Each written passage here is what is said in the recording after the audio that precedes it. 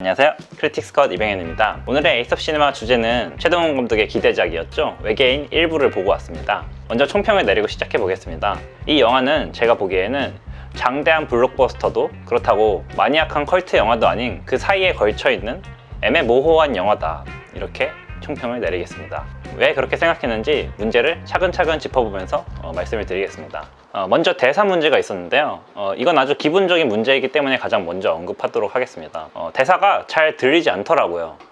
특히 마지막 쿠키 영상에서 외계인 빌런이 뭔가 중요한 대사를 하는 것 같았는데 제 영화관 스피커 문제였나 의심을 했을 정도로 하나도 무슨 소리인지 들리지가 않더라고요. 그리고 대사 문제를 지적을 한 김에 조금 더 대사 얘기를 해보자면, 최동원 영화 하면은 뭐 타짜부터 시작을 해가지고 범죄 재구성도 그렇고 도둑들에서도 그렇고 모든 영화마다 다 전 국민이 알게 된 유행어 같은 게 하나씩은 나왔었잖아요. 이번 영화에는 딱히 인상적인 대사가 툭 치고 나오는 게 없더라고요.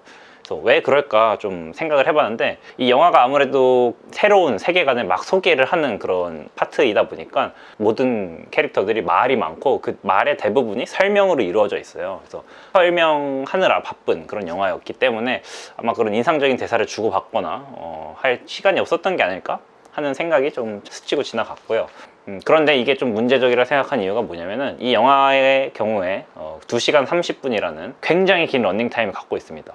이거는 사실 웬만한 헐리우드 블록버스터 영화도 시도하기 힘든 그런 관객들이 약간 버거워하는 시간대거든요. 거기다가 들인 제작비도 이 일부의 경우에는 330억, 한국 영화치고는 굉장히 큰 돈을 들인 블록버스터라고 할 수 있겠는데, 그렇다 보니까 저 입장에서는 그렇게 대사가 다 설명으로 가득 차 있다는 게 조금 납득이 되지 않는다, 이렇게 말씀을 드려보고 싶네요. 그리고 다음으로 장면 문제를 지적을 해보겠습니다. 의도가 제대로 구현이 되지 않는 장면들이 좀 있었어요. 병원에서 그 죄인들을 그 병원에 있는 사람들에게 옮기는, 촉수가 뻗어나와서 이렇게 하나씩 옮기는 장면이 나오는데요. 그 장면에서 그 의사 한 명이 촉수를 피해서 막 도망을 가다가 이 복도를 지나서 나무로 된 옷장 같은 것을 열어가지고 그 안에 숨는 장면이 나옵니다. 그 옷장 안에 또 카메라를 배치해서 찍고 있었기 때문에 뭐 주라기 공원이나 이런 영화에 흔히 나오는 것처럼 약간 호러적인 연출법, 그러니까 관객을 놀래키는 그런 장면이 당연히 나올 줄 알고 기대를 하고 보고 있었는데, 영화에선 그런 장면을 보여주는 게 아니라 그냥 촉수가 그 옷장 바깥에서 이렇게 쓱 가다가 바로 이렇게 꺾어가지고 뚫고 들어가서 찔러버리는 그런 장면으로 연출이 되더라고요. 그래서 좀 긴장감이 있지도 않고 무섭지도 않고, 긴장감을 유도하려는 게 목적이었다면 그런 의도에 좀 구현하였는데 실패한 장면이다, 평가를 하고 싶고요. 그리고 이것보다 사실 더 큰 문제는 장면 하나하나의 문제보다도 이 전체적인 유기적인 연결성이 부족하다, 이 부분을 좀 지적을 하고 싶어요. 대표적으로 현대 파트에서 우주선이 두 개가 막 싸우는 장면이 나와요. 서울 시내 상공에서 막 싸우면서 자동차도 여러 대 부수고 빌딩도 막 거의 무너뜨리다시피 하면서 싸우는 장면인데, 이 장면 직후에 어떤 일이 벌어지냐면은 그 하바라고 불리는 어떤 빨간색 풍선처럼 생긴 그 물체, 외계인들이 살기 적합한 대기로 바꾼다는 그 물체 두 개가 이렇게 나오는 장면으로 이어지거든요. 그 중에 유출된 거 하나는 썬더가 회수를 하게 되는데 하나는 터져요. 이 우주선이 싸우는 장면과 이 하바가 터지는 장면이 잘 유기적으로 연결이 되지 않는 느낌을 받았어요. 왜 그랬냐면, 설계자가 촉수를 꺼내서 터뜨릴 때 뒤에 보면 행인들이 그냥 일상적인 행위를 하면서 그냥 지나가고 있거든요. 굉장히 평화롭게 그냥 가방을 메고 횡단보도를 건넌다든가, 아니면 그 건물 안에 있는 사람들도 멀쩡히 가만히 앉아있다가 갑자기 빨간색 연기 같은 게 다가오니까 막 당황해서 도망가고 놀라고, 이런 장면이 이어지게 되는데, 사실은 생각을 해보면은 우주선이 싸우는 일이 서울 시내 한복판에서 벌어진 거잖아요. 이 하바가 영화상에서 연출을 보면은 그렇게 멀리 떨어져 나온 것도 아니거든요. 그 우주선으로 인한 난리통이 벌어진 현장에서 그것으로 인한 어떤 영향이랄까요? 그 도시 안에서 사람들이 그런 큰 폭음을 듣고 빌딩이 무너지고 했는데도 전혀 영향을 받지 않는 듯한 그냥 일상적인 행위를 하다가 하바가 터지니까 그제서야 공포를 느끼고 도망간다? 이 A와 B가 잘 연결이 되지 않죠. 그게 저는 좀 의아했고, 사실은 이제 우주전쟁이라든가 가장 간단하게는 어벤져스 1에서 뉴욕에 침략하는 그런 장면을 보면은 다 이런 액션이 벌어질 때 사람들이 그 공포가 조금씩 전염이 되는 것처럼 막 퍼져나가는 장면, 이런 게 간단하게라도 묘사가 되는데 이 장면은 딱히 그렇게 묘사가 되지 않아서 좀 아쉬워서 이런 말씀을 드리는 거고요. 이제 액션씬으로 넘어가 볼게요. 이 영화는 사실은 액션씬이 굉장히 중요한 영화거든요. 현대 파트와 근데 저는 과거 파트의 액션씬에 좀 질의 차이가 있다고 생각을 했어요. 일단 먼저 말씀드린 것처럼 현대씬에서 벌어지는 액션 장면들은 저는 액션만 있고 리액션이 없는 장면들이다 이렇게 생각이 됐거든요.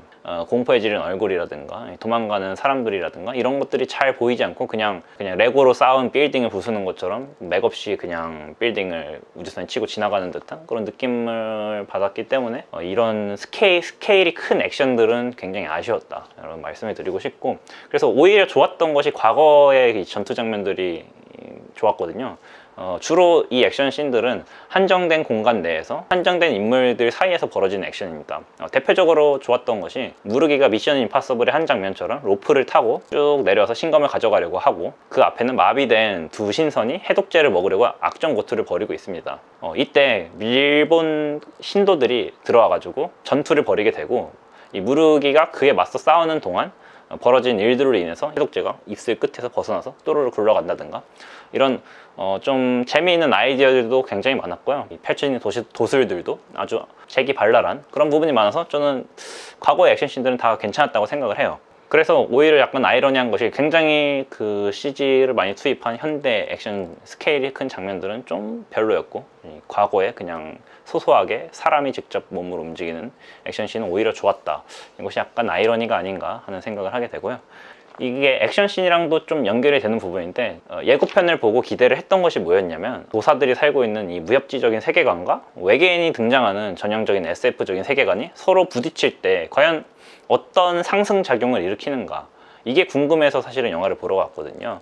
사실은 이 두 장르 간의 혼합이 일어나는, 크로스오버가 일어나고 장르 혼종 현상이 발생을 하는 것은 굉장히 흔한 일입니다. 뭐 SF와 판타지, SF와 호러, 심지어는 이제 미국에서는 흔한 서브 장르 중에 하나가 SF 서부극인데요. 그 다니엘 크레이그와 해리슨 포드 주연으로 아예 영화가 나오기도 했었죠, 옛날에. 그 카우보이 앤 에일리언, 별로 평가가 좋은 영화는 아닙니다만 전형적인 서부극 세팅에 UFO를 탄 외계인들이 나타나서 이 전투를 벌이게 되는 그런 이야기도 있었고, 그래서 사실은 무협지와 SF가 결합되는 것도 이제 중국 같은 곳에서 웹소설계를 중심으로 활발하게 일어나고 있는 것으로 알아요. 몇몇은 영어로 번역이 돼가지고 출간이 되기도 했을 정도로 꽤 큰 시장이라고 알고 있는데, 사실 이제 한국에서 시도된 것은, 특히나 영화가 된 것은 처음이기 때문에 과연 어떤 식으로 구현됐을까 기대를 하면서 봤던 것이 사실입니다. 그런데 제 기대와는 달리 어떤 이 장르 간의 혼종이 일어나면서 발생하는 어떤 창조적인 재파괴, 이질적인 장르 간의 화학작용이 일어났다고 하기에는 약간 아쉬운 부분들이 있었다. 저는 이 제작진들이 약간 유치할까봐 걱정했다고 했던 이 도사들이 펼치는 도술 장면들은 오히려 별로 유치하지 않고 굉장히 참신한 아이디어들로 가득 찬 좋은 액션씬이라고 저는 생각을 해요. 이 거울 안에 손을 넣어서 큰 손으로 밀친다든가 하는 것들이요. 문제는 오히려 어디에 있었냐면은 그 상대방인 외계인한테 있었어요. 일단 이 외계인 크리처 디자인부터가 굉장히 평이합니다. 무슨 에일리언처럼 기괴하고 그로테스크한 이미지도 아니고요. 우리가 흔히 외계인 하면 떠올릴 법한 그냥 그레이맨의 형태를 하고 있는 그런 평범하게 생긴 에일리언이에요. 그런 에일리언이 가진 능력이라는 것이 촉수 몇 개를 뻗는다던가 굉장히 힘이 강하다든가 이런 정도밖에 없는 상황이라서 도사와 외계인의 대결이라는 나루토와 사스케의 가슴 웅장한 대결을 방북해 하는 이 대결이 그렇게까지 드림 매치로서 성립이 되고 있는가?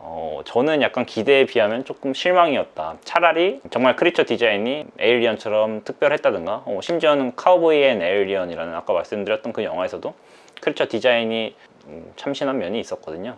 아니면은 아예 그냥 인간 몸에 기생하는 것처럼 살고 있는 이 설정을 쓸 거였으면 뭐 기생수처럼 사람 몸을 그로테스크하게 변형시켜가지고 싸운다든가 그런 식으로 했으면 어땠을까. 좀 더 전투 씬이 도사들과 싸울 때 외계인을 쓴 이유가 좀 그러면 납득이 되지 않았을까 하는 아쉬움에서 조금 생각을 해봤고요. 이제 2부가 어떻게 될지에 대한 좀 제 개인적인 예상을 좀 말씀을 드리면서 이번 시간 마쳐볼까 합니다. 약간 무르기의 정체가 사실은 이 속 안에 설계자가 들어가 있다라는 게 밝혀졌잖아요.